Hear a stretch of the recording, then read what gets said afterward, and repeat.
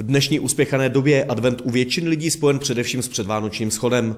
Zpříjemnit se jej rozhodl pěvecký sbor Ještěd. S veselou náladou a koledou na rtu vyrazil přímo do libereckých nákupních center.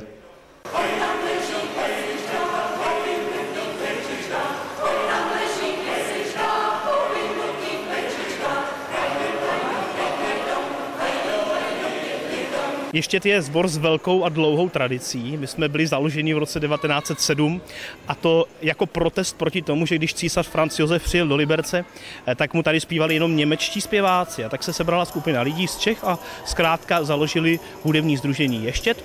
Nejenom, že zpívali, chodili po horách, dělali představení, šaškárny a takové věci a ta tradice vydržela. Jak vidíte, i dneska chodíme, teda už ne po horách, ale třeba po supermarketech a zpíváme tady a děláme trochu šaškárny, zkrátka tak.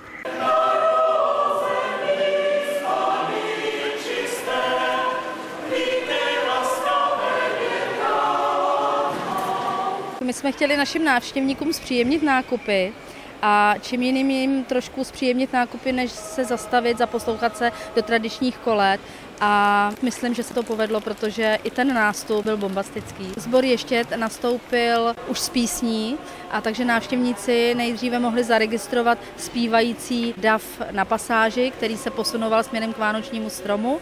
A tady vlastně se teprve uskupil a začal zpívat koledy a vánoční písně. Dá se říct, že čerpáme hodně z Adama Michny, protože jeho koledy nebo jeho Vánocím určené písně přece jenom nejsou až tak zprofanované. Je to muzika, která při tom určení, to znamená tomu jednoduchému vánočnímu času si udržuje určitou kvalitu a my ji máme rádi a proto ji rádi zpíváme. Převážně to teda byl Adam Michna z Otradovic.